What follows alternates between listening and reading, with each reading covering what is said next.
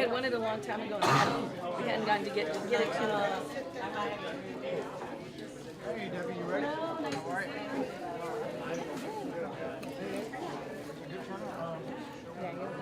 And we're live streaming also on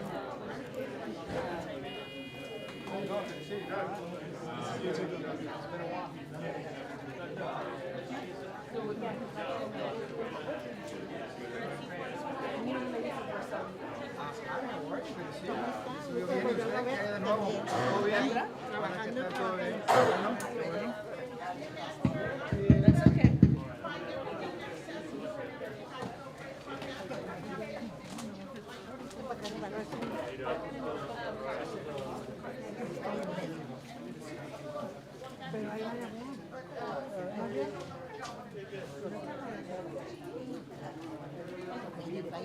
No, I'm just writing down.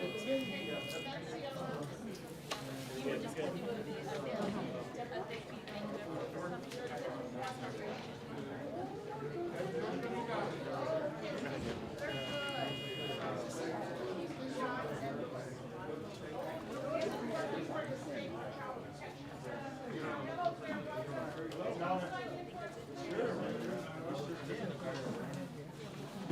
Rudy, you ready? Whenever you're ready. Mike's right there. Buenas noches, good evening. Is this thing on? Buenas noches, good evening. Can you all hear me? All right, so you atrás, the Castro staff, can you all hear me back there in the back? All right, very good. So for those of you who this might be your first meeting, tonight we're doing an update on what the latest development is with the situation with Monterrey Iron. I've just been handed the offices that are represented at this time. Councilwoman Castillo, Councilwoman Rocha Garcia, Congressman Castro, the City of San Antonio, and the folks who, really brought us together. I want to thank Debbie and Rudy for helping start this. Thank Debbie Ponce and Rudy Lopez for doing all this. Mike Shannon is here with the City of San Antonio. I see my good friend and colleague, Representative José Garcia. Welcome, come on in. Tonight, look, for those of you who don't know, and I'm going to have Mike explain what happened. My understanding, and Mike, this is where, when the last time we met, this is what we knew what was going on, and so since then, you're the person who has the best information on what happened, because I know that there's going to be a lot of questions of what happened, because my understanding was, and I think the Community Affairs representative from Monterrey Iron, are you here, ma'am? Yeah, there you are, right in the back. All right, good. So this is the point of contact for the community with Monterrey Iron, and she has agreed to give the cell phone to any community member so that you ever see something that's going wrong. So now my understanding, when we last left, the city had their license under the position to potentially be revoked. They were going before a judge. There was a judgment, and then they might be going before city council. I understand that something happened, an agreement happened at the court, municipal court. What I'd like tonight for you to do, explain in detail what happened, so the community understands what happened. After you explain it, I know that there are going to be questions from the community for you in terms of accountability. Because I want everybody in the community to know, the one thing I understand and I heard, and you can further explain, is that there will be mandatory weekly inspections, right? Yeah. And if at some time at any one of those inspections something goes wrong, that then they're back to square one. They're back to potentially, and that's what we need to know. I'll walk through it. Yeah. Walk through it. Let us know what happened. There's some frustration, but I think some people are wondering, does this mean they're just off the hook? And we, as the elected officials who've been walking this journey with the community, want to make sure that that's not the case. That's why I don't want to waste any time until you give the explanation, and then you can answer. You can answer their questions. Come on up. Yeah. Mike Shannon, City of San Antonio. Wait. Where are you, Linda? Before I forget, because I got my son in the car, I've got to take him somewhere. Linda, for those of you who don't know, this is Linda Bocanegra. This is her restaurant, and she celebrates 30 years of service. So this is a certificate. Hold on. We had a flag flown over the state capitol in honor, so that you can have this here, and we're going to help you frame it, and we'll get you the certificate because you're a wonderful member of our community who does so much hosting these events all the time. Congratulations. Thank you to my husband and my family that always helps me, and the community, of course. Thank you, Senator. Yes, congratulations, Linda. you, Thank you. Linda. And Senator, thank you for that. And again, I'll get us started. My name is Mike Shannon. I am the city's Development Services Director. Development Services, I see a lot of faces that I know, some that I did not, so I'll just give you a quick little intro. Development Services deals with zoning, for example, building permits and construction, inspections, code enforcement, graffiti abatement. Those are kind of our major things. We have a few other smaller teams as well. But the item I wanted to talk to you about today is related to the Monterrey Iron facility. So one of the items that Development Services does, we oversee the licensing of metal recycling entities, or MREs, or just metal recyclers, which Monterrey Iron is. We also oversee salvage yards. There are some specific requirements in there that says they have to have a specific license, and they're subject to generally monthly or every other month inspections. So I think many of you know, and I won't rehash everything, but over the last year, thank you, even better, thank you. So over the last year, since about April, there were a number of violations that we observed during our inspections at Monterey. So we found several inspections, they weren't corrected over a period of time, and it ended up that we ended up issuing over 25 citations that we were trying to process through the municipal court. We actually had a hearing in December. In December, the judge set a trial date. Those trial dates were going to start this past end of February, just last week. However, in December, because of the numerous violations, we started the process. I met with the Monterrey Iron owners in my facility. We had a discussion about the violations. We even did an additional inspection in January. And in January, because we didn't see corrections, I issued a notice of license revocation. That is spelled out in our code. And what that means is that's written notice to the property owner, the business owner, that the license revocation process started. That was, I think, on January 23rd. The code says they have 30 days to appeal, or their license is revoked on day 31. So again, the revocation kind of was to become final last Friday, which is February 23rd.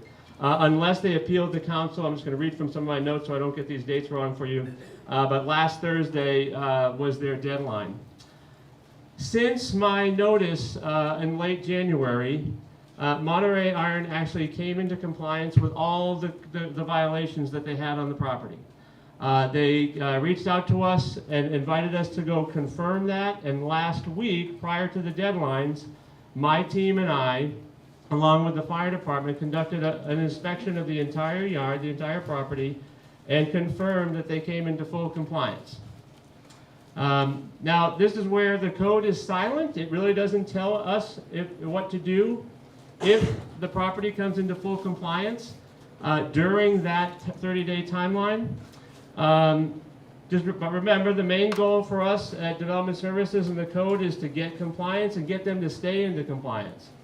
So what we did, working with the Monterey Group, we agreed to pause the revocation based on their current compliance and the conditions that they agreed to moving forward. So again, let me just rephrase that. The revocation is not stopped. I refer to it as suspended or paused. And what that is going to do is they have, now they're in full compliance. They've agreed to several conditions. I'm going to kind of outline a few of the conditions, the main ones that we agreed to in writing with them. So Monterrey Iron agreed to stay in compliance moving forward. So that's kind of basic part one. For the next 6 months, this was kind of part of what you just described, Monterey has agreed to weekly inspections by my staff and the fire department, which is significantly more than those monthly or every other month inspections. So during those inspections, if they fail any of those weekly inspections, that will unpause or unsuspend the revocation process. And that's spelled out in writing. So if they do fail, we will just start the process, but it will not start from the beginning.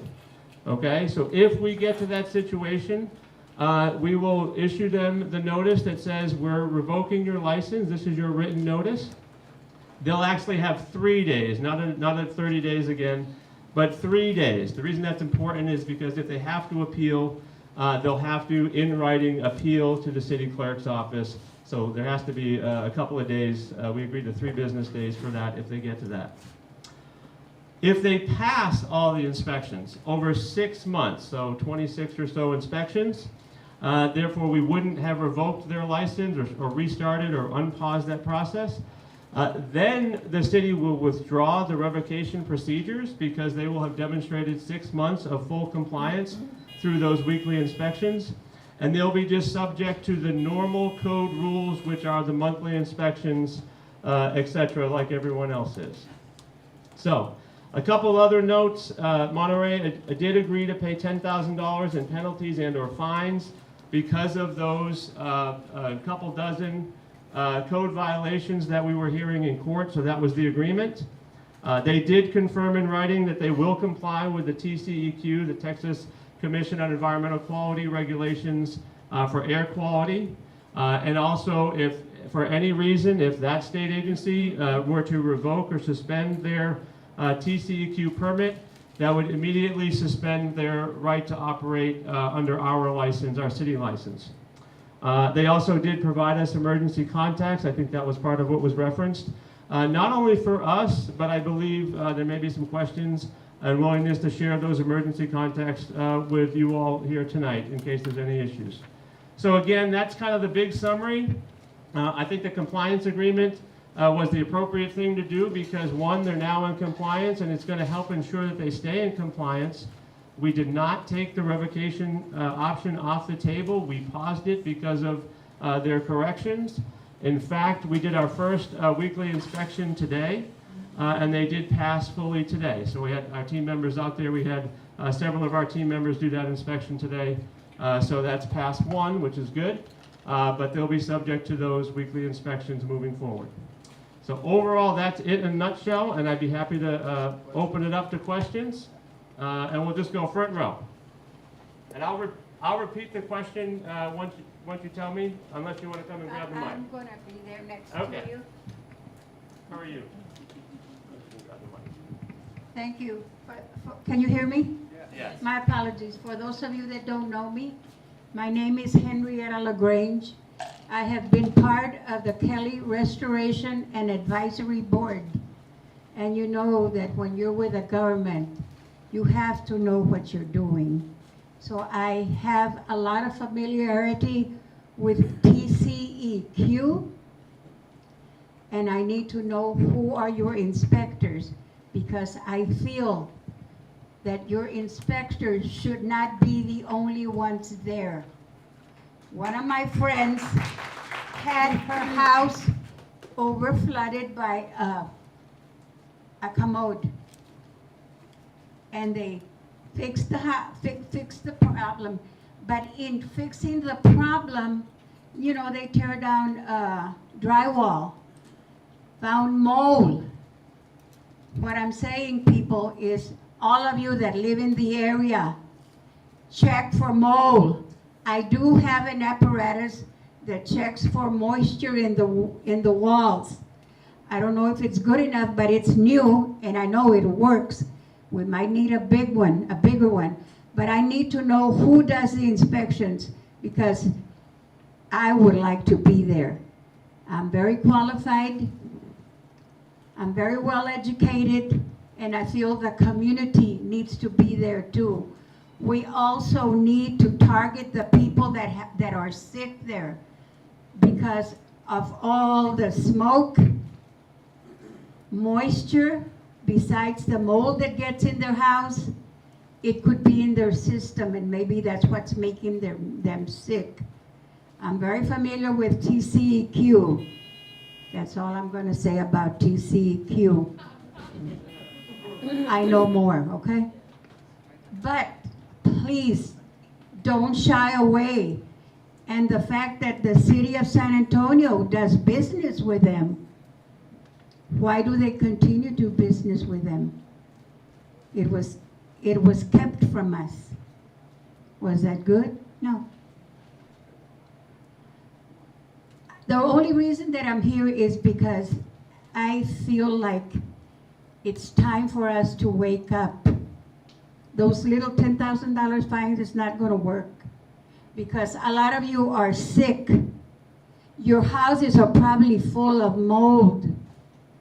We need to have probably every house there with Monterey paying for all the inspections, making sure that there is no mold. And if there is mold, they need to pay for it. And if you need to stay away from your house, they need to house you in a nice hotel. All pain and suffering, folks. And why do they do it? There's a disparity in treatment, and I'll tell you why. Because we speak Spanish. Or is it a color of our skin? That's why they ignore us. Because, se conforman con lo que sean. No se apuren. I know because I've been in construction sites and I talk to the workers and they say, oh no, they're Mexicans, they don't care. That's not true. We care, we love ourselves. And anybody that's willing to talk to me off the cuff, I'll be willing to share all the information that I have and I know. Mr. Shannon, my respect to you, because I know it's not easy for you. But see, everybody here is passive. Nobody's yelling at you or anybody, and we will not. We respect your authority, and we understand the stress that you're under.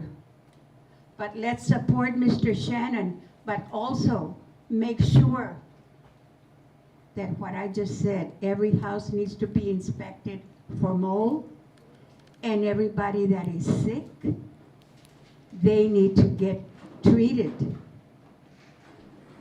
Pain and suffering, that's a lot of pain and suffering in that community. Thank you.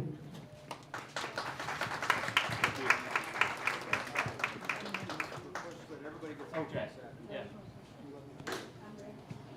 All right, and I know there were some other questions too, and maybe what we'll just try to get everybody about 2 minutes, because I know we have a lot of questions, I would imagine. One quick comment, and I appreciate those comments, thank you. Yes, I will just say this, the city of San Antonio did have a contract with Monterrey Iron for recycling. That is no longer the case.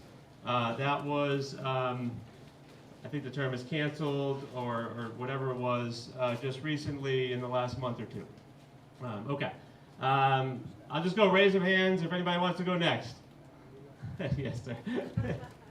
The guy goes. You want the mic, or you want me to just say it out? Okay. I think everybody can hear me from here. And if they cannot, then I'll definitely use the microphone. My name is Jose Gallegos, and I am president of the Townsend's Neighborhood Association.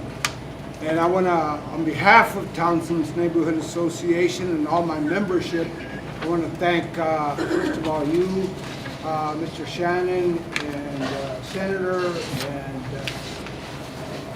our representatives for being here tonight. Certainly this continues to be an ongoing pain and suffering. I indicated at one of our last meetings that our neighbors and our residents are suffering from PTSD DB. That is post-traumatic stress syndrome del barrio, okay? As a result of all the, I'm gonna say the incidences that have been arising from Monterrey Iron. And I would be remiss if I didn't acknowledge their attempt and efforts to make retribution for long years of neglect and oversight, unaccountability on the part of the city, the state, the county, and the federal government. We have long been subjected to this type of lifestyle and operation. I had a neighbor last night as I was out block walking. You know, this is an election cycle and we have an election coming up in a few days. I was out block walking in my neighborhood and I must have run across several, I'm going to say several. I'm not going to say 10 or 20, but I'm going to say several. At least a handful of neighbors that were complaining still of Monterrey. And about their continued operations, especially at night, and the loud booms and the smell that they're subjected to. And this is upon my arrival to their front door. They recognize me as a community leader and as a president of the association. So naturally, they see me as someone that they can appeal to, someone that they can ask for assistance and support. Okay? And I think that I'd be certainly irresponsible if I did not try to at least bring that about. But I have several questions, very pointed questions.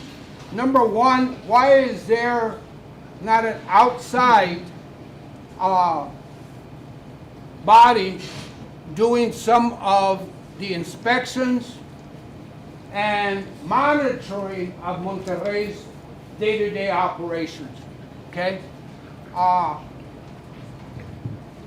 Doesn't go unacknowledged the fact that there is no air quality monitoring devices surrounding Monterrey and this entire neighborhood.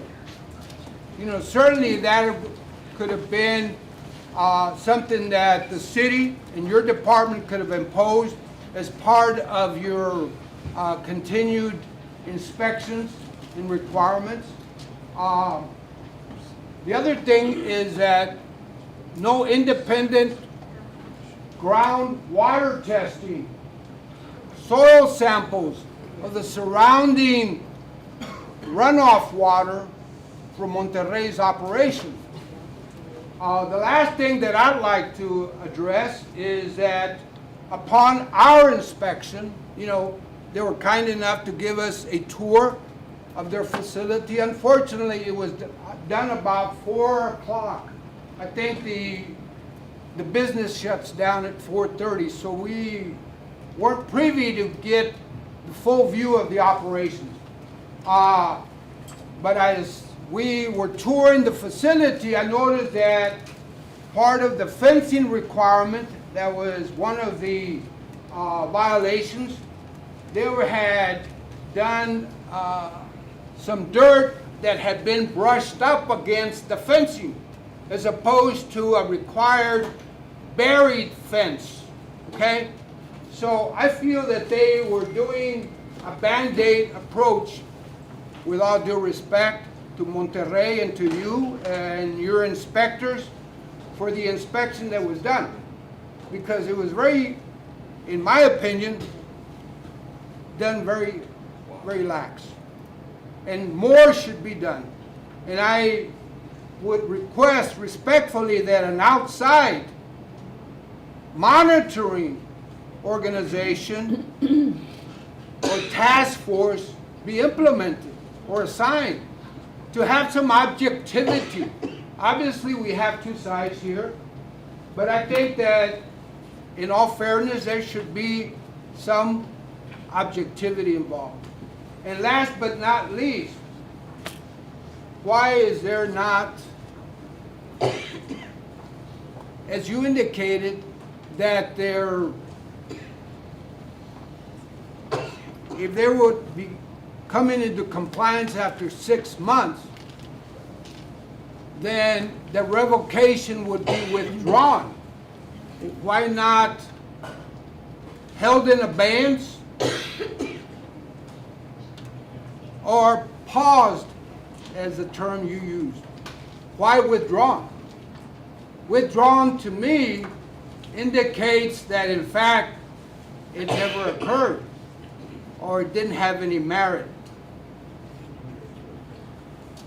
I submit to you that it did have merit, otherwise you wouldn't have done all the violations that you did. So with all due respect, that is my recommendation, along with the last one, as a neighborhood survey to find out exactly what the residents think, feel, and experience on a day-to-day basis as a result of the operation of a multi-million-dollar company like Monterrey. Thank you very much. Thank you, Mr. Gallegos. There were several questions in there. Do you want me to try to hit some of them? Yes. More than happy Okay. to do it. I'm going to start with the last one, which was why withdraw after 6 months? If they pass all the inspections, why withdraw? I feel comfortable with that 6 months was a good length of time with 26 inspections, weekly inspections, that if they are perfect, meaning they're in compliance each and every time, they've established that they not only can be in compliance like they are today, but that they can maintain that compliance. That's kind of one. Withdrawing the revocation is withdrawing this particular instances of revocation. If they go back to the normal operations of code, we still have the ability to start the revocation process anew. So that's why I feel comfortable that that's still maybe not off the table forever, but that would be the same as any business at that time under these regulations. So again, we may not agree on that, but that was the reasoning behind that. And then I'm going to hit one more, for example, because I specifically talked to them about the fence down to the dirt, the ground, if you will.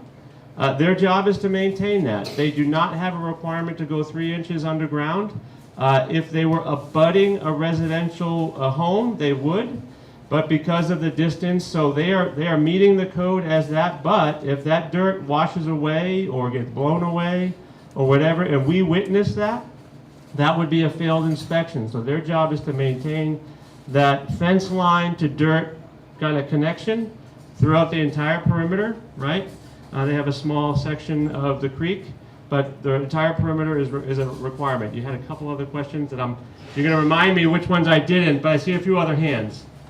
So maybe if I missed one, we'll come back to you. Larry, I saw your hands first, and then everybody keep your hands up. You don't have to keep them up, but just when I get to the next question, remind me. We'll probably go you. Does that sound about right? Yes, sir. Are the same inspectors that inspected for the last, since 2012, the rules went in, are they the same inspectors that are going to inspect every 6 months or every week for the next 6 months? So the same inspectors that we've had for the past 4 to 6 months are the ones that are continuing with the next 6 months, with the condition that if anyone decides to leave our city organization and take another job elsewhere, I have no control of that. But we have additional personnel inspecting as well. So where we used to have maybe 2 inspectors going out, it'll be the same inspectors that were going out the last, let's say, 6 months or so. And then they will continue along with some additional staff that's been involved with this case. Now, how do we miss all of those years of not having a fence in the back? How do we miss all of those years of having all of that shredder waste sitting up against the fence without fire lanes? Well, I think there was violations that never got corrected. There were some that weren't noted, and then there were some that came into compliance and then out of compliance. So certainly we're trying to do how did we get to this point? But I think over the last 8 or 10 months is really us trying to get them into full compliance and staying that compliance. So that's the answer I got for you. Now, when we toured the facility, Jack and Jeff, they and their manager, they were not sure that they needed permits. Like they moved scales, they didn't know, where they said, we don't need permits for that. They fixed the beam, a structural beam on the conveyor belt. They said, well, we don't need permits for that. Have you guys worked with them to educate them on what's required for permitting, and what are you going to do about them doing all of this stuff, work without permits, just like the rest of us? We've had recent conversations with them, not only over the past 8 months, but as recent as yesterday, about things that require a permit and things that do not. And so yes, people need to know what requires a permit, what doesn't. There are some things that don't, but most things do. And then so we've had those conversations, and they know. So I can't speak to the conversation they have with you, but I know even as of yesterday when I met with the owners and my team did, the question of some additional permitting came up for some structures that they're thinking about modifying in the future. So yes, we'll continue to have that conversation. But what are you guys doing about the stuff that they built without permits? Are you guys going back in there re-inspecting? Are you going to require them to? I'm not aware we have any built without permit violations with them right now. I'm not sure we do. So if you have something you want to show us, we'll be happy to take a look at it after the meeting. Now, did you guys send inspectors out there? I mean, that conveyor belt holds 60 tons of material at one time, and it's constantly going. Did you guys send anybody out there to check the structure? Because it was on fire for 10 hours. Sure. And that's not the only fire. It's multiple fires. Yeah, we've had several inspectors out there, and I'm telling you that they're in compliance today based on our inspector's assessment of the yard. No, I understand the yard, but what I'm asking about is about the structure. I'm concerned that they're holding 60, 70 tons continuously. Yeah, that for 8 structure is hours. not in violation. So- That's what I'm telling you, and I think we've made that assessment, but if you think you'd like us to take another look at it, we'd be happy to do so. Yeah, it's just for me personally, I'm worried about our brothers and sisters that work there. Absolutely, as I am. Yeah, and they've got that beams twisted, and it just didn't look right. I mean, if they claim they've removed portions of it and reinstalled it, I would think that the city would have to come out and inspect it. Someone had to give it a blessing, an engineer or somebody. Sure. And I guess the last question, no, that's it, I'm good. All right. Thank you, Mike. I appreciate it. Yes, sir. My name is John Powell. I'm an attorney here in town. And I actually tried a case against the city where another metal recycling entity, salvage yard, that was polluting. And we went to the jury, it was from the judge, and Michael Shannon and everybody else in the city got up in that case and said, oh, guess what? This facility had been out of compliance forever, but just before trial, they got 100% into compliance. And we had a jury trial, folks, and what do you think the jury found? The jury found exactly the opposite. They found that the city had been derelict in its duties, am I right? I think you saw the results of the jury trial. You're not right, And that they had not enforced Chapter 16 property. So color me a little bit curious as to whether they're really in compliance. But the one question I certainly have is, they had metal shavings that were in big piles that were in violations for years out there. I personally think those are cancer-causing metal shavings. What happened to those metal shavings? Do you know? The metal shavings from 2 years ago or longer? I don't know. Recently. Recently, the piles are in Yeah. compliance right now for their Yeah, well, I have recycling. photos that they took those metal shavings and took them to the port of San Antonio and put them in a warehouse. Now, is that in compliance? No, it's not. And I think we could go on about the fence and we go on about other things, but the question that I thought was most important that he asked, and I've been asking for almost 10 years now, and the city will not do it, but it's very simple. Soil sampling and air quality sampling. That has got to be done, folks. Yeah. And it should be done by the city. It's basic. There's no way you can say they're in compliance without having test results. You don't have x-ray vision? Yeah. I don't have x-ray vision. We have to have tests, folks. So, cover me. I don't believe everything I hear from the city. I'm sorry. But there needs to be the testing. I want you to address that because you didn't answer his question at all on either one of those. And that's got to be done. Those are the critical two questions that need to be answered. Thank you, Mr. Powell. I'll be happy to answer that question. So air sampling, air quality, soil testing, our current code requires them to get an approval from TCEQ and SAWS, who are the state authorized for environmental quality. So that's why, I know you don't like the answer, but that is the answer. The city needs to be doing the testing. You don't call in TCEQ, don't call in SAWS. I just opposed. I know, I'm not going to debate with you, sir. I'm going to give you the answer. So that's not an answer. The answer is you don't do it, and you need to do it. we don't do it because we're not authorized to do it. That's correct. That is totally false. Okay. Chapter 16, which is a code you're supposed to enforce, says you can't pollute. You can't put petroleum products, for example, you have to have them above ground storage containers. You go into these properties, you see oil and gas on the ground. How are you going to enforce without testing? You can't do without testing the soil. So you're telling everybody here, we can't enforce the San Antonio Municipal Code. Why? Because we don't even want to get any testing. How would you ever confirm somebody is in compliance without testing? Can somebody tell me the answer to that? And when I take their deposition, no, we don't call TCQ, no, we don't call SOLs. We don't do testing, folks. They have no way of proving to you at all that anybody's in compliance. Why? Because they don't have testing.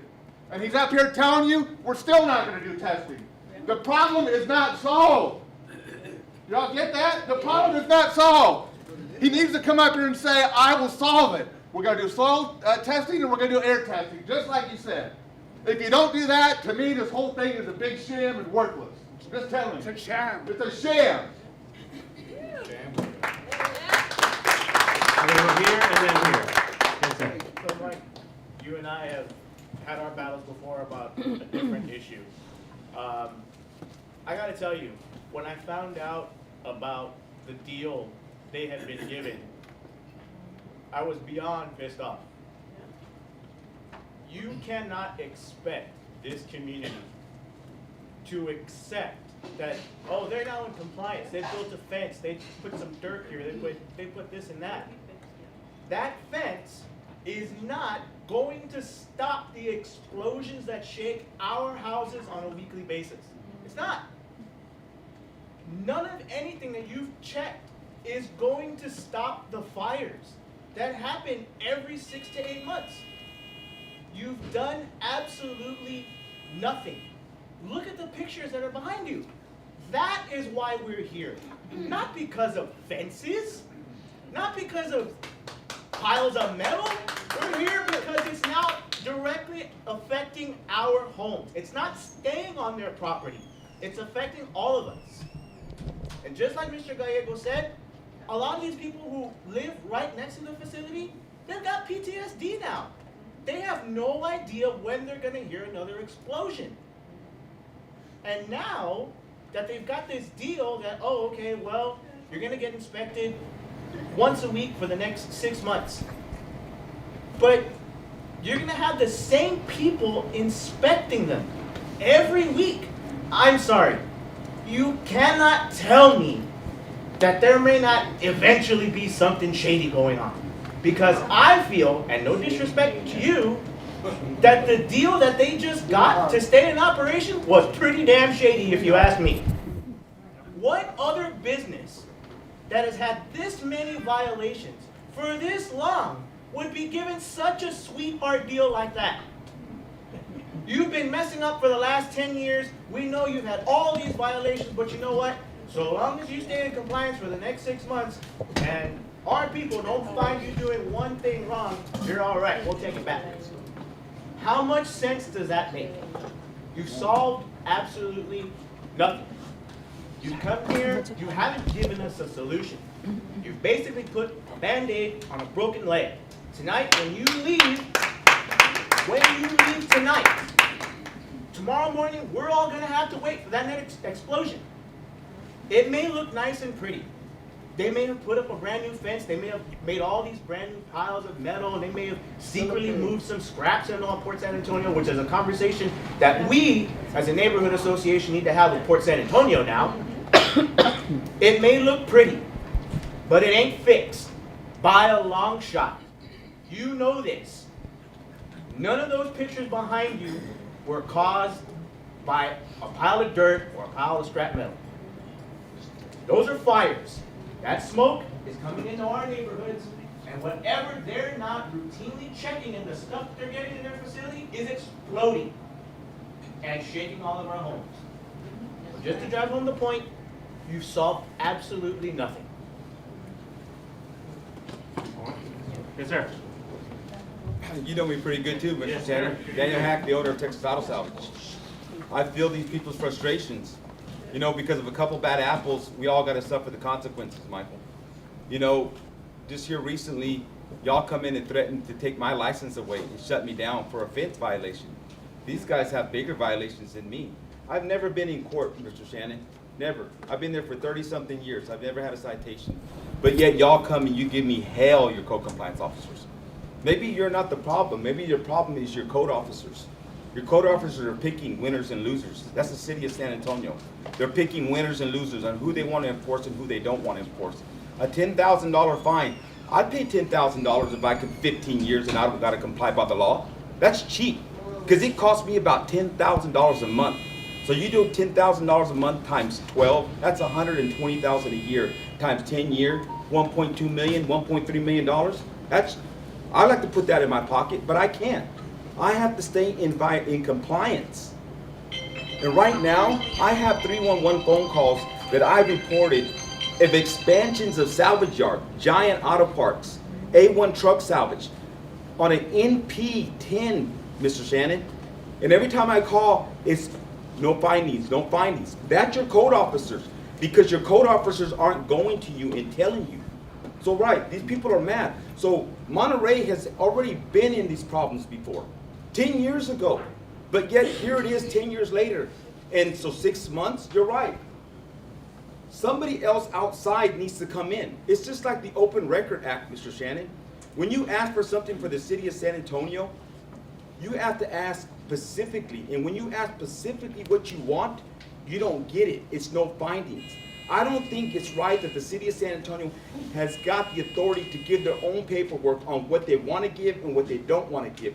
Because the evidence is there, Mr. Shannon. Because when you come to my yard and you see something wrong, you know what you guys do? You take pictures. Show them the pictures. For 10 years. You know, no fences, Mr. Shannon. We have a lawsuit against you guys. We went to the judge. The judge passed it. You took it to the 4th Court of Appeal. The 4th Court of Appeal passed it. You guys took it to the Supreme Court. And the Supreme Court passed it for me to go to trial in September. And I'm having hell getting depositions from you guys. I'm here to support these people too. Because it affects my business, the industry that I'm in. We're not all bad apples. But the ones that you're letting, why isn't Monterrey himself here himself? Why isn't Mr. Bechler here to defend himself? You know, yes, we've had fires at our place before, but we try to prevent it. You know, everything that comes out today, all these lithium batteries in these vehicles and scooters and cell phones, you know, we're gonna try our best to catch it and get it, but we're gonna have a little slip up every now and then. We have water trucks in our yard, so we can try to catch it so it doesn't go and we don't make our neighbors. Maybe I was there first and they came in after me, but still, I still want to be a good neighbor. You know, this is where I go to work every single day. I don't live in that neighborhood. I don't live on the north side. I live out on 1604 Montgomery Road, around a bunch of apartments around my house. You know, you don't want this neither around your house. You know, yeah, maybe it is. This is the south side. That's why everything comes to the south side. Puro Mexicanos, you know, oh, it's these guys, oh, they don't care, you know, they don't got no money to fight. You're right. They got a sweetheart deal, Mr. Shannon. It's called a silent deal. You're not going to tell us what deal they got. I can stay in compliance for 6 months, Mr. Shannon, every single week. I know you're coming. And what the crazy thing is Roxy Ramirez says that she calls us and lets us know when they're coming to do their inspection. That's a lie. They're surprise inspections, Mr. Shannon. Before COVID hit, you guys came to my yard every single month. Every month. And I have never, ever had a violation. Never. But yet, Monterrey Iron, how many times do you go to their yard? 25 violations, Mr. Shannon? 25. $10,000 fine for 10 years. Yes, there is.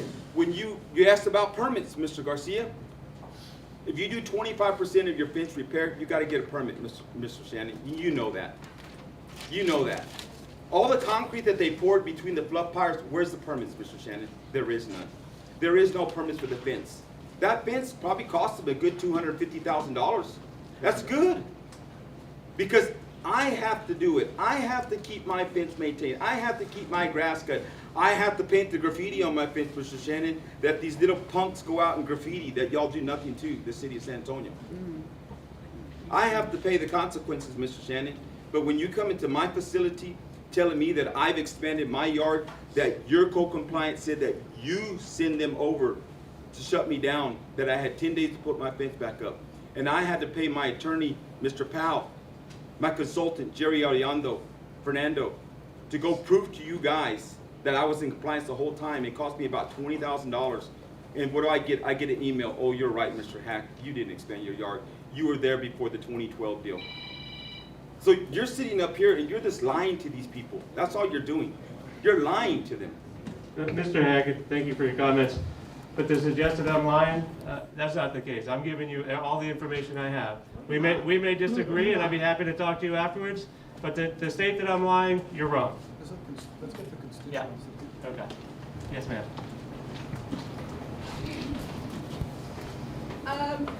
Okay.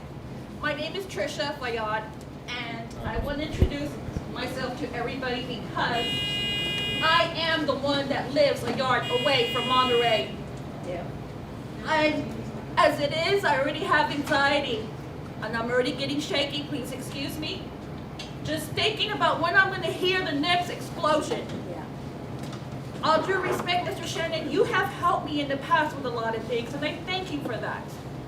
And you're currently working on an investigation right now, and I thank you for that as well. But tell me, how is this going to stop from another explosion from occurring and a fire? It's not. I'm shaking because my anxiety is just coming full blown. I don't know when I'm going to hear that again, but it's just not right. It's not right. A yard away. I invite you to come to my house and to feel what's like. Feel what it's like, guys, when that explosion hits your house. Oh, yeah. It's awful. It's horrible. A yard away. So please tell me, how is this going to solve the explosions and the fires? 'Cause we all know it's not. We all know that. Please tell me how it's not. Well, first and foremost, I will take you up on that invitation. So if I'm invited, we'll set that up. So I'll take it, since I don't want to say no to that. So the items that are in our code right now talks about separation of piles, the safety fence, the rodent barrier, all that stuff that we've talked about before. Yes, I think as Mr. Hack even mentioned, some items will get into their process. We even talked about the energy releases or explosions. We asked them about that even yesterday during our meeting and said, what are you doing to sift through more of their stuff so they don't get that? And I don't know if it was lithium batteries, you mentioned that, Mr. Hack, but it's other things too. So I don't know the answer to that question. Certainly having fires, as Mr. Hack even said, some of these industrial facilities do have fires, yes, and we're trying to prevent those. And I think what we've done by getting them into compliance with the rules that are on the books right now, which is really what I can do, that'll help mitigate and minimize the opportunity for fires. And if there is a fire, it'll be reduced in any effects. For example, the fire last year that lasted 8 or 10 or 12 hours, whatever it was. For example, even the fire chief, the fire marshal himself went out yesterday and met with their fire consultant on their fire safety plan with water facilities on site. I think Mr. Hack mentioned some of that as well, to make sure that they're in compliance with the fire code to prevent fires, but even if something were to happen, how to quickly get it out, even more so than before, because I don't think any of us felt that was acceptable. Forget the date of the fire, but last year on the most recent one. So I don't know if that answers all your questions, and I don't have the fire marshal here to help talk a little bit more about the fire code stuff, but we can get you that information as well. One more thing I want to mention is every time an explosion occurs, I take notes. I call TCEQ, and guess what they tell me? Oh, we can't help you. We don't do that.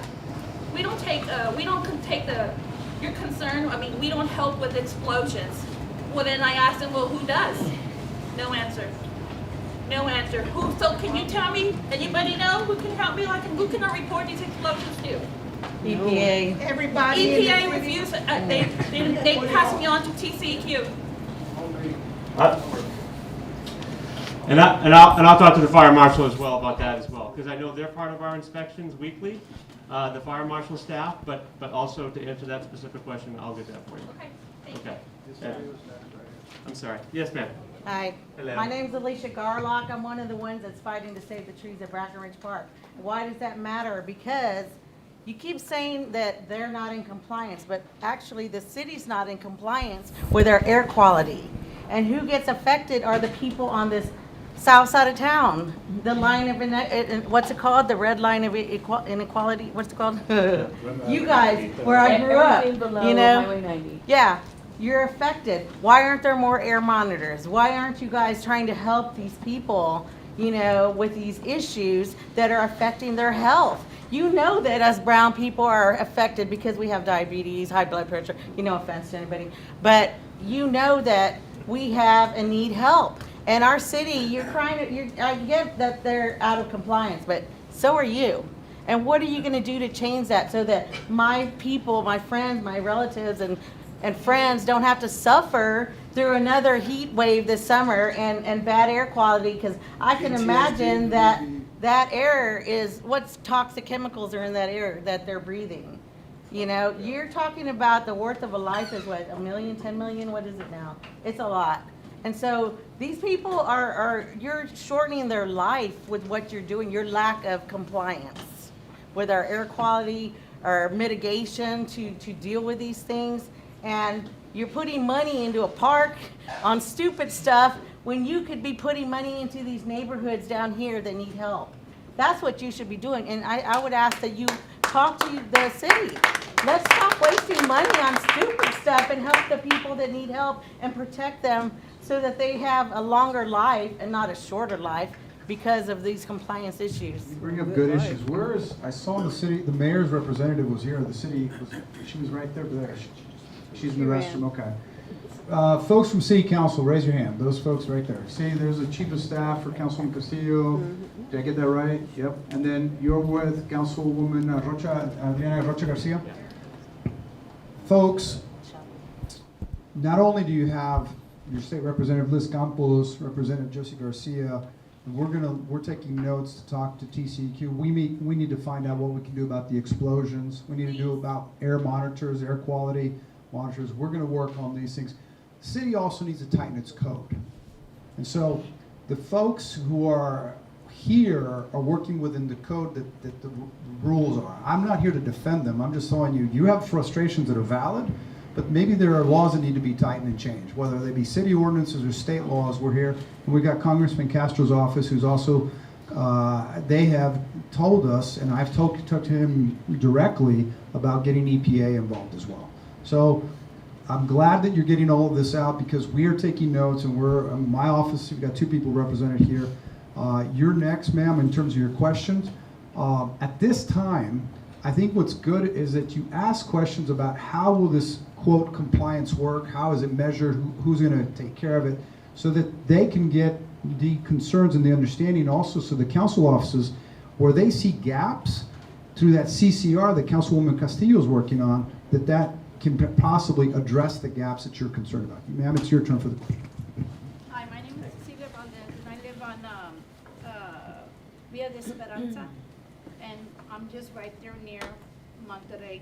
Miss, Also. would you mind stepping up because everyone can't hear? Yeah, I can. It's recorded, so. Yeah, she could come up. Yeah, that's probably good. Thank you. Mr. Shannon, if you don't mind. No, that's fine. Thank you, ma'am. Thank you. Hi, my name is Cecilia Valdez, and I live on Via de Esperanza, and I just live across, kind of like across the street from Monterrey. And those explosions shake my house.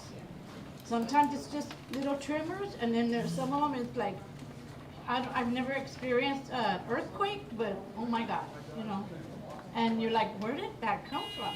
And my walls are cracking. I have cracks in my walls. And then I'm afraid to even say anything because they're gonna say, oh no, because of the ground's shifting. They're gonna come up with all kinds of excuses. I've never been in an earthquake, but and I'm sorry, but it scares me, and I don't know when it's coming. My husband just retired 2 years ago, but when he worked at Port San Antonio, and I would tell him, hey, there was the house shook. He goes, really? I wonder why. And then, now that he's retired, he was in our living room, and we had a big tremor. And he's like, man, what's that? And I go, that's what I'm talking about. That's what I've been trying to explain to you, that there's little trimmers and then there's big trimmers. And they're like coming from the wall or from the roof or wherever, you know? So I'm just here to say that, you know, they were saying about the city had partnership with Monterrey, but when did they exit out of that partnership? What did you say, a month ago or something like that? Why? Because we're starting to speak up. We're starting to speak up, so we're like, we gotta go. We gotta end this partnership, you know? Because now they're gonna come after us. So I'm sorry to say, but I love San Antonio. This is my hometown and everything, but when it comes to the south side, we're left behind. You know, there's dips in the streets over here, and you know, we call in, hey, come fix it. Oh, by the time they put a little Band-Aid on it, and then they take off. You go to the north side, oh my God, the whole company is out there and trying to fix everything for the north side. You know? And they're even getting better in the east side because they're getting to get a stronger community. But the north side, man, they go out there and they're trying to fix everything, putting beautiful parks out there. And over here, I mean, I'm grateful to the mayor that gave us a little park right here at Kelly Park across the street from the elementary. It still needs to, you know, that was years ago, but now we go walk over there and it's all bumped. But I know I'm getting off the subject, but that's what I'm just trying to get back to, you know. And we're scared to complain because, oh my gosh, you know, you never know what's going to happen. And no, I'm sorry, but we need to get with this. And like they say, open your eyes. Open your eyes. Thank you, ma'am. I'll take it from behind you. You want to say the last thing? No, I didn't know if we could have other questions, and I'll stick around. Yep. What we're going to go ahead and do, because the senator and the state reps have other engagements, but we can all stay behind anyway. And still continue this on. Me and Rudy put some documents on your, like a little letter at all of these tables. It's very important if you could read it, and if you agree with it, sign it. Councilwoman Terry Castillo has written an amazing council consideration request. What's important is that the codes that regulate the metal recycling businesses would be updated along with community. So community will have a seat at the table, firefighters will have a seat at the table, we will have city people, staff there. There will be experts in this area that will be there, and collectively we'll make this a better business entity. And if we update those codes, then we have something that the city can hold them accountable for. You know, if there isn't a code to hold them accountable for, how can they write a violation? And that's one of the issues in this whole process that we've discovered while we're working on this project. So if you can please sign this and get it back to me or Rudy, it's very important because we would like to hand these to Terry Castillo's team so that when they go to the governance meeting, hopefully that it'll be voted on or brought before our city council soon. They can show all of the city council members there that the community is wanting this. Now we are all South and West Siders in this room. We don't ever stand up for ourselves. And this is important, and I love what you said. It's about time, because what she was saying is the red line of inequity. If you take Highway 90 and draw a red line on it, that's what I call it, the red line of inequity. Everything below Highway 90 or right beside it is ignored. And it's not, I can't blame it on the current people that are in office now. It's been done for years. But we're here, we're strong, we've got voices now, and we can make some changes, right? Okay. Thank you so much. Thank you. Linda, thank you for the food and drink. If there's still more, if people are hungry. All right. Mike, you have staff members here? I do. Okay, raise your hands if you work with Mike over there. Okay. These folks obviously put in a full day, and then they came out and they knew that they were going to face whatever music they had to face. Let's give them a round of applause for coming out and facing the music. You were absolutely right. It's not their fault. It's the fault of the people who've never stood up to say, ya basta. And so now, everyone in this room is saying that. We're all coming together. You've got your elected officials here, your 2 state representatives, myself. You've got the offices of the city council representing here, the congressman's office represented here, the mayor's office is represented here, or city, you're a city of, with the city of San Antonio. The mayor, I think someone was supposed to be here if I recall.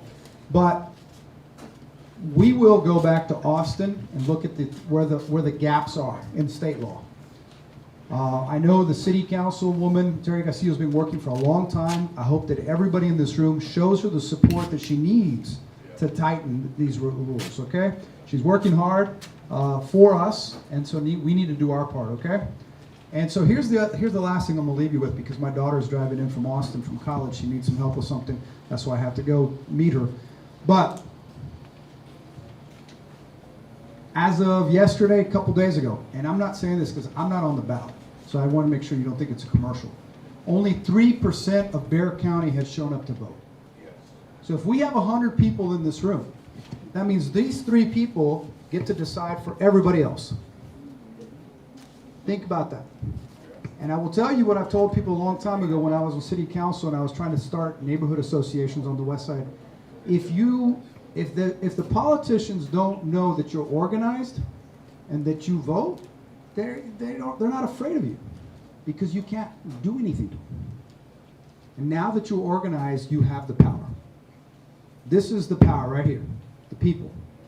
And that's why we're here, because we're elected by you. You are our bosses. And so let's keep up the momentum.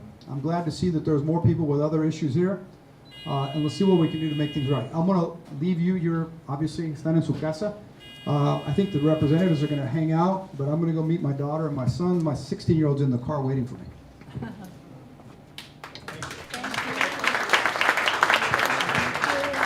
Do we want to continue this discussion? Because I know there's some more people that had their hands up.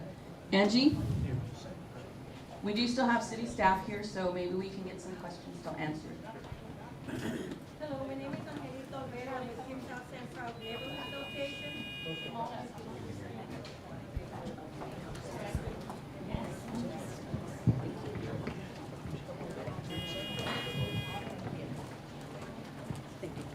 Hello, my name is Angelito Vera. I'm with Keep South San Proud Neighborhood Association. And the reason I'm very upset, because I feel that Monterrey Iron and Recycling Company just got a slap in the hand, got a fine for $10,000, which I think that is ridiculous. I used to work at a school and the student would get in trouble. You know what the principal would do? We would take him to the office and they would give him a lollipop. So that's what I think that they did to this company. I'm very disappointed, and I'm sure all of us are disappointed as to what happened with this Monterrey Recycling. Thank you.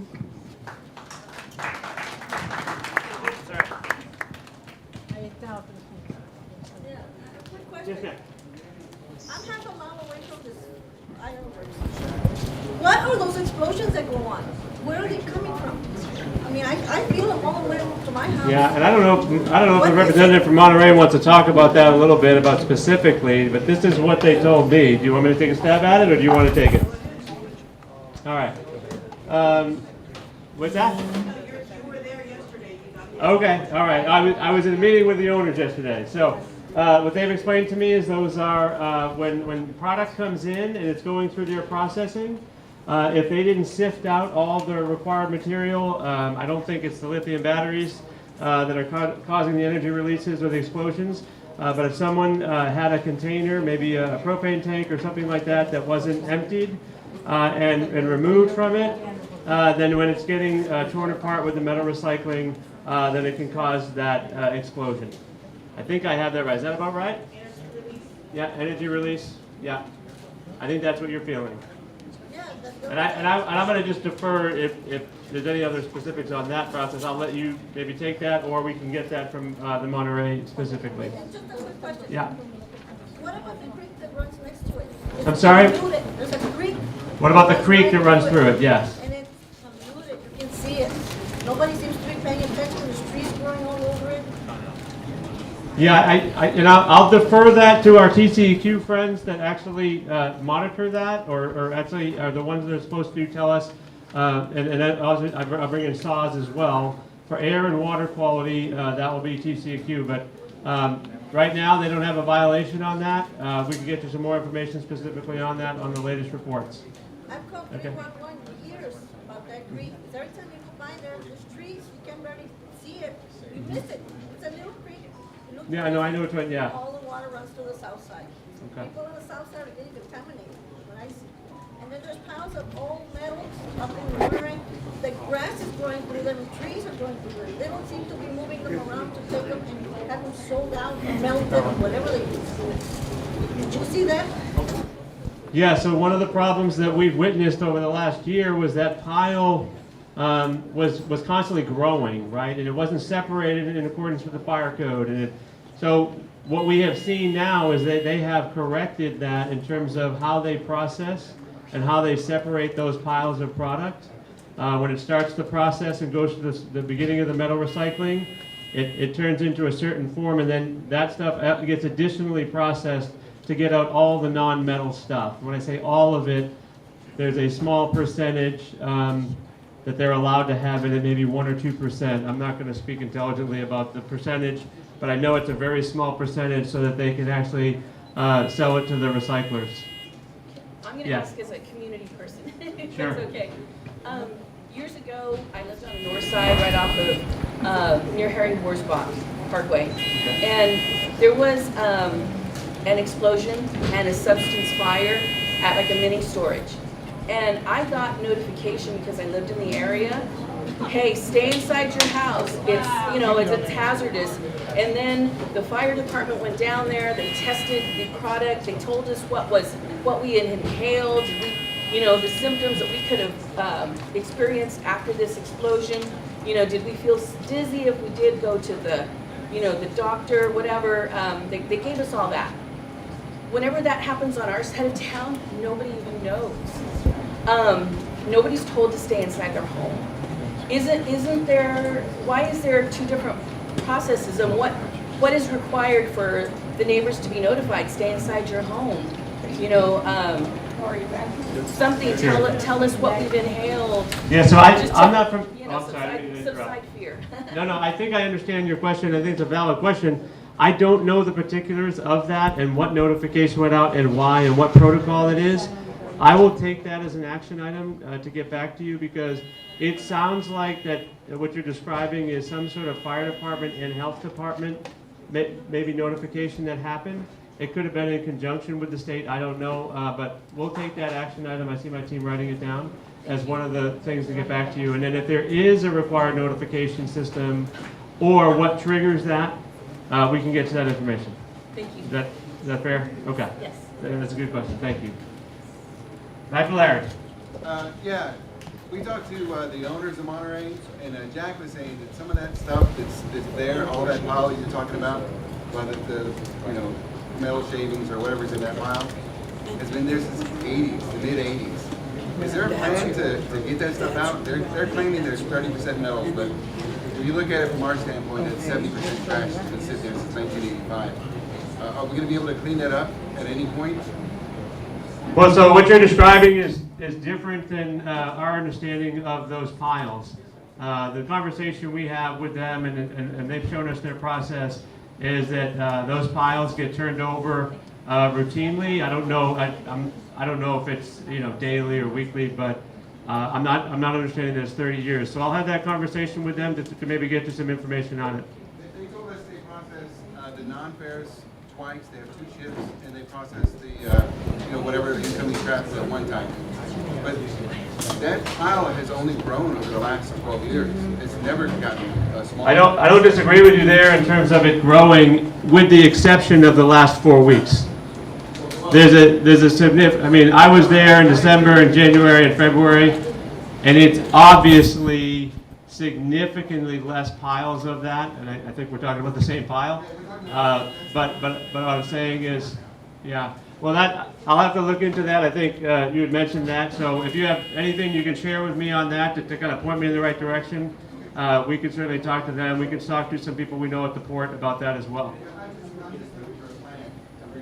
All of that trash that's sitting there since mid-April. Is that something that we have to address in the new CCR? Is that a rule that we can establish that they can't hold on to that much trash? I don't know. I know the new CCR that's being proposed and you know has to go through a process before we get started. And I will tell you, if that CCR does go through, and we're hoping, working with the councilwoman who's working very hard on it with her colleagues, if it does, that'll be a process of stakeholders. Probably many of you in this room will be part of that process. It'll be open to everybody, but it'll be to get what additions to the code or clarifications or subtractions to the code, what changes to the code should be presented to our city council for the next iteration for the rules moving forward. So I can see if that's going to be part of the new code or not, but I think that's all on the table, if you will. Mr. Shannon. Yes, ma'am. I'm going to go over here and then I'll come back to you. My name is Yvette Rendon, and I also live in the subdivision Calle de Esperanza. I'd bring the mic to you, but I can't. It's on the, if you don't mind.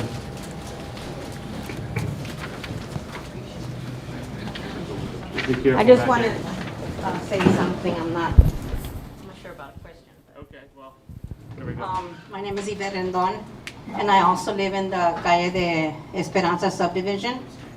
And that lady was saying that she lived there 27 years, and she's seeing cracks. And my house was it was the last one built, and it was in 2006, and I also have cracks. And it was built very well. We've never had a problem with anything else but the cracks. And I believe it's the explosions, because they rattle my windows. They scare my dogs. They scare us. Some are little, but some are huge. And I did get to go and walk through at the Monterrey. And he said, that it was propanes or batteries. But he also had the gall to say that sometimes it's the trains. It is not the trains. I know the difference. We have a train in back front of us and in the back. And we hear when they, hit together, and it is not the trains. It's totally different. So, we just need to stop that. It's horrible. And I also want to say something to the people on Facebook that say why we choose to live here next to that place. Some of us don't have a choice. Some of us do. I did have a choice, and we wanted to live there. And it doesn't matter where we live. Wherever we choose to live, it shouldn't be like this. And so, they have no right to say that. And that's it. So, hi everyone, I'm Representative Liz Campos, and it's good to see all of you. And again, I can't apologize enough that y'all have gone through so much. And as y'all may know, I'm newly elected, my second term, and Representative Garcia, this is her first term. So, that's why we made the effort to have a meeting with the city and have a meeting with the Vexlers, and we've got a representative from Monterrey, and so she's hearing all this. The city's here. Thank you, Mike, for being here, Mr. Shannon, and listening to us. And so I'm hoping that this is the beginning of something positive, because we're definitely hearing all of y'all. And I just want to tell you that, I'm here for you. I'll always have an open door for you. I want to hear your concerns and just collaborate with the city, collaborate with the senator, with Representative Garcia, and make things better for you. I mean, that's what we all want to do. And again, I'm sorry it took so long, but we're here now, and so we're hearing you. We're all, and we're going to work with the Vexlers and see what we can do. And I'm not here to make any promises or guarantees, other than I'm committed to being a voice for you, And with legislation, we're going to take a look at that and see how we can make some changes. But me and Representative, and I know the Senator, we are totally committed to y'all. And please know you can contact our office if you can't get a hold of the city or you can't get a hold of the Vexlers. We're going to be your voice. So please know that you can always count on us. Thank you. Thank you.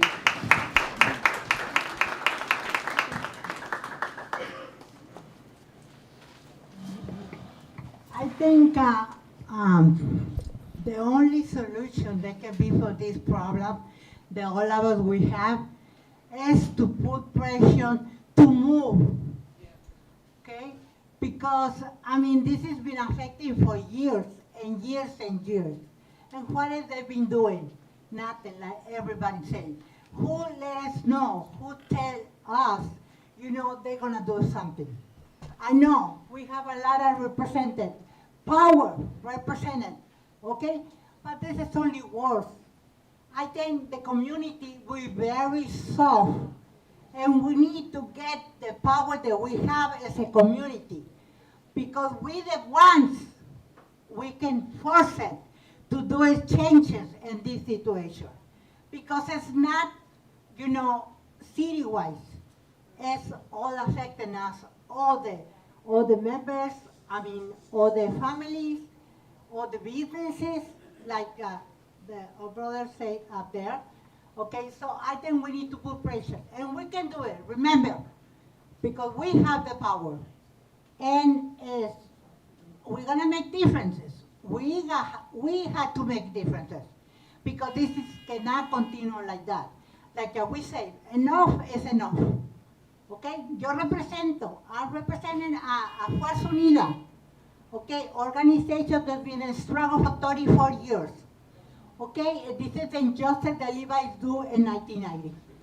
So we've been making differences. Y sí se puede, pero nosotros tenemos que decir enough is enough and keep going. Okay? Thank you. Sí se puede. Sí se puede.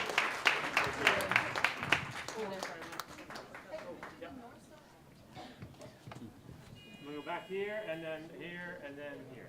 All right. Mike, I heard something a few minutes ago that everybody was talking, and I don't think they heard it.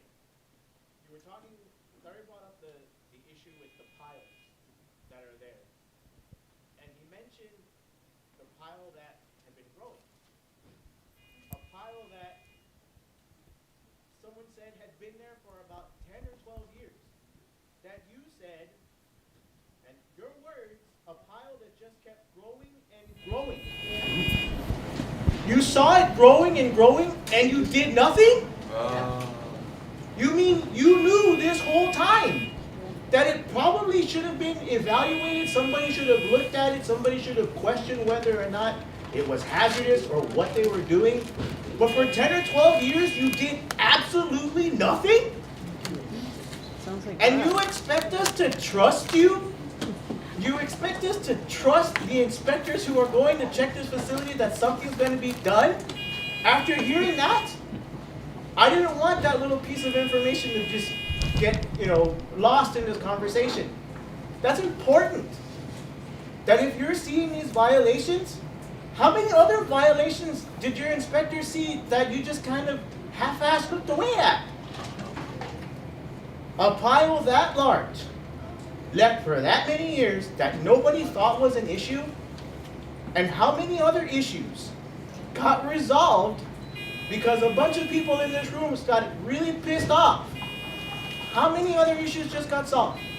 Are we going to have to wait 10 to 12 years for these explosions to stop now? Or is somebody going to have to die? Is that what it's going to take before you realize how serious we are as a community for you to start doing something about it? It's ridiculous. None of us want this business to be shut down. I have said that from the beginning. I have gone on television and I've said it repeatedly. This isn't about shutting a business down. This is about making better neighbors.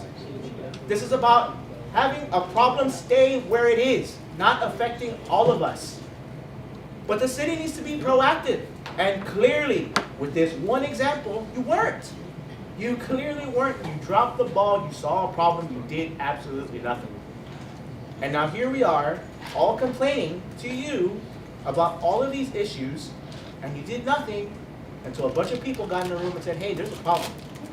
It's just like the situation that we had on Couples, where our neighborhood association told you for years that business had violations. Violation after violation. Nobody listened to us. Until one day, that horrible incident happened in our neighborhood, which I won't repeat, which I'm sure you're aware of. When we finally got together with you and the people in your office and we told you, there are so many issues going on in this neighborhood. And it turned out when you came back to the next meeting, yeah, they've been in violation for all this time. They didn't have a permit. They didn't Exactly. have a license. All of these retroactive problems you knew about and did nothing about them. That makes me worried. It makes me very worried now that they've gotten this deal, that there was an obvious problem and you did nothing. I'm done. So Michael, hi everybody, my name is Rudy Lopez, I'm the Vice President of the Thompson Neighborhood Association. I've got to tell you that I've been working with a lot of these folks since the fire happened in September. And when we heard that their license had been revoked and they were going to go before City Council, we thought, good, something's going to happen. But I've got to tell you that there's so many people disappointed when we heard, oh, they got another deal. It's 6 months, inspections every week, and then they're good to go. I'd like to know how many other companies you have given that break to, that sweetheart deal to. And I will ask Mr. Hack, how many times has he heard about that deal? Because when that happened, we were very, very, very disappointed with the city at that point. Because they were not going to have to go before the elected officials that we put in office to answer and maybe have their license revoked. That's it. So I'll answer the question, and I certainly understand that not a lot of you are happy with this. I don't consider it a sweetheart deal. I know you do. Some of you have said that. At the end of the day, they came into compliance. We have an agreement to inspect them very regularly, more so than normal. If they step out of compliance, that process will happen. I'm telling you it will. We have done compliance agreements with other businesses. I don't think another metal recycling entity, I can't think of that in at least my tenure, when we've had issues of getting compliance and how to get compliance and maintain compliance. So we have done these before. None specifically with all of these conditions. There's not a one-size-fits-all. But we can enter into an agreement with a business with some conditions that can either pause, let's say, a license revocations, certificate of occupancy revocations, or something to that effect, if the conditions warrant, and we feel that is the right step moving forward.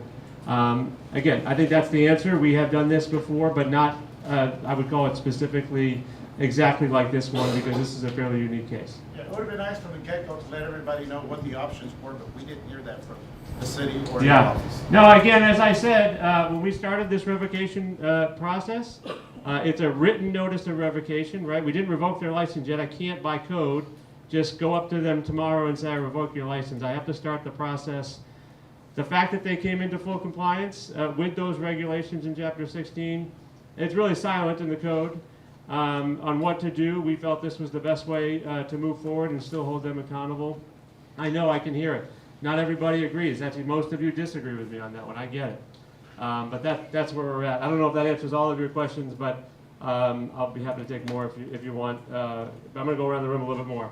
Okay? Can we get Ms. Oh, yes, I'm sorry. Of course. She's got it. State Rep Josie's got another engagement. She's got to leave, so I'm gonna let her speak real quick, and then we'll come back to questions. Thank you all so much for being here tonight. I know this has been a long time coming. I can't speak to what happened before because I'm brand new, so I'm just really grateful because a lot of times to make changes and to hold accountability of systems and regulations that are in place, it has to come from you.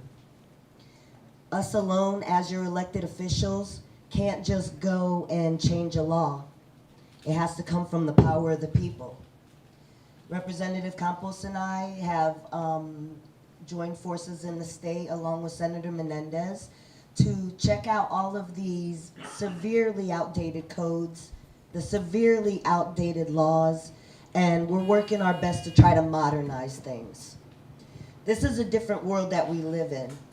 COVID taught us that life as we knew it could be changed right before our eyes. And if at any time there's a time that we come together as community, as businesses, as electeds, and discuss accountability, that time's now. So I vow to you that we will take everything that we heard from this meeting. We'll collaborate with Mr. Shannon and with the neighborhood leaders, Rudy, Deb, Ponce. You guys have done a wonderful job, Mr. Gallegos, of bringing us all together. And please, reach out to us at any time. If you file a TCEQ complaint, please contact one of your representatives. I'll give you our number right now. It's a cell phone. You can send us a text message. You can call us. And we will meet with you to discuss whatever issues you have. And then we'll help bring folks to table to collaborate. Because at the end of the day, one thing that we haven't had is a seat at the table. And now we do.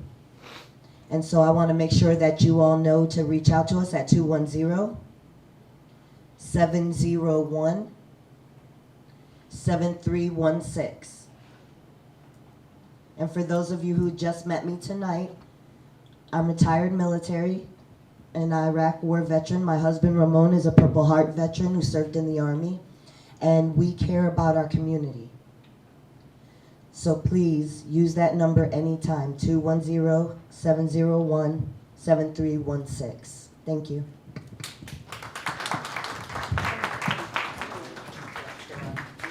We're gonna do karaoke next time. Thank you very much. Yes, we'll turn it back to. Yeah, she's come to almost every meeting that we've had, plus community meetings.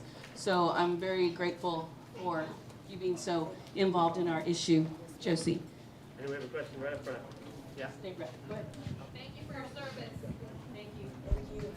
I got it. I have a question. We dealt with a lot of the same issues with the new recycling in my neighborhood. And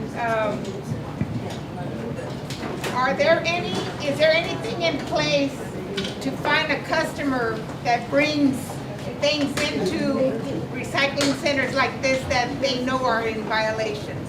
And if they are caught, can they be given a fine?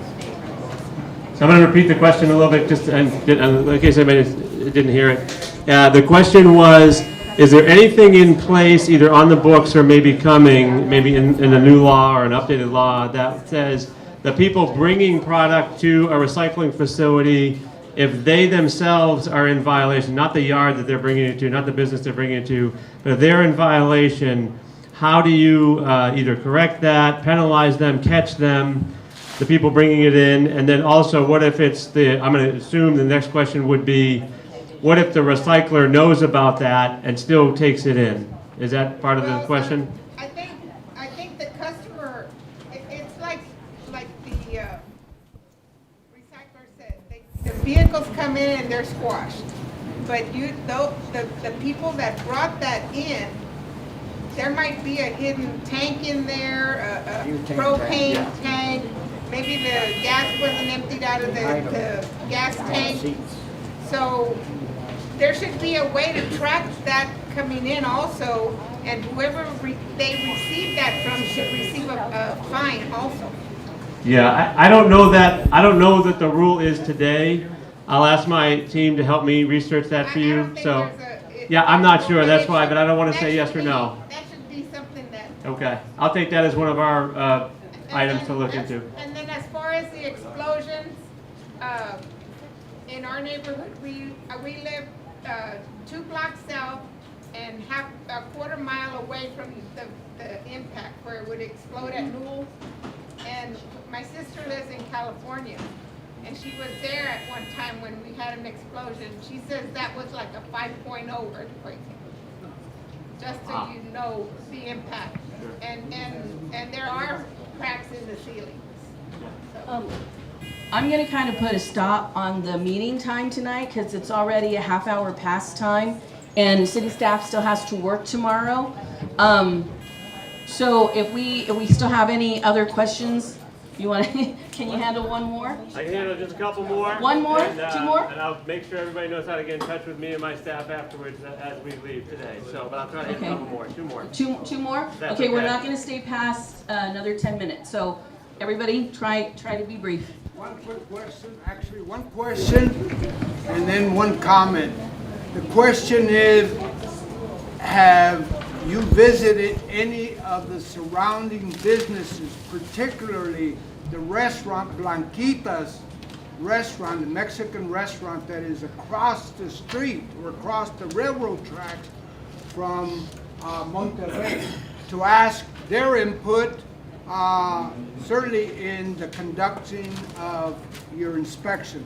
That's one question. The quick answer to that is I have not. I'll check to Has see your if my staff- staff, I'll check to see. I don't know if my staff has.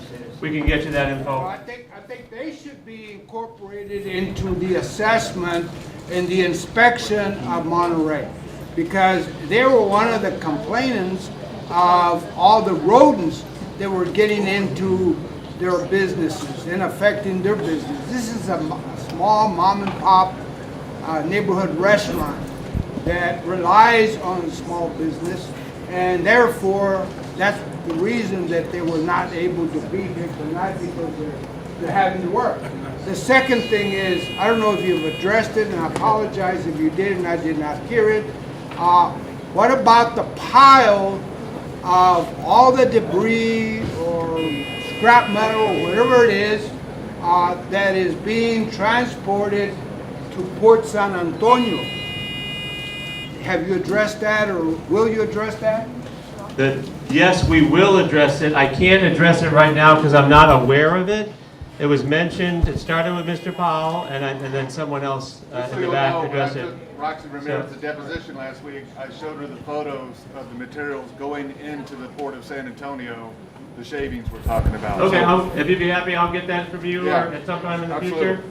So when I get the information, maybe the photos or the information that says, I think that's where it went, we'll start that investigation to determine if it went somewhere it shouldn't have. And if it did, we'll give you information on how we're going to address that. But I don't know, this is the first time I'm hearing of it. Okay. Hey, Debbie. Thank you, Mr. Shannon. Is that, okay. I think that's good. I think that's it. Okay. Can we give Mr. Shannon a round of applause for taking all of our questions? We're a very tough crowd.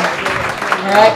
Thank you, everybody who participated. If you want to see, may I? If you want to see the video, it was live streamed today on Twitter and on Facebook, and it's also on YouTube. This is Greg Harmon. He is he's part of a nonprofit called Deceleration, and he came out here and did it. Took this video for us. You can watch it. Look up Deceleration on Facebook, or you can go to YouTube and look it up. Okay? Thank you very much, Greg.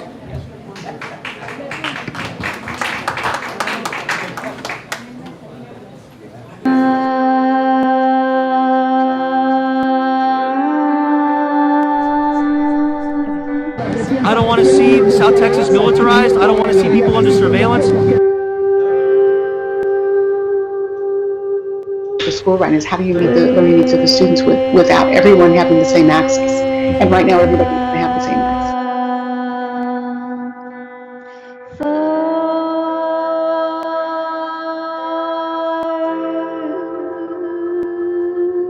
Growing our own, like in our own spaces again, and that this is like a revamp of these traditional kind of like methods.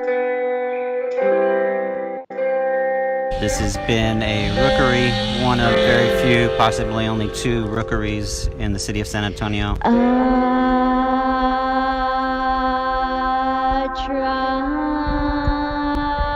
Like I felt when I was touching the stratosphere last year, that this is our one planet, and this is what we've got.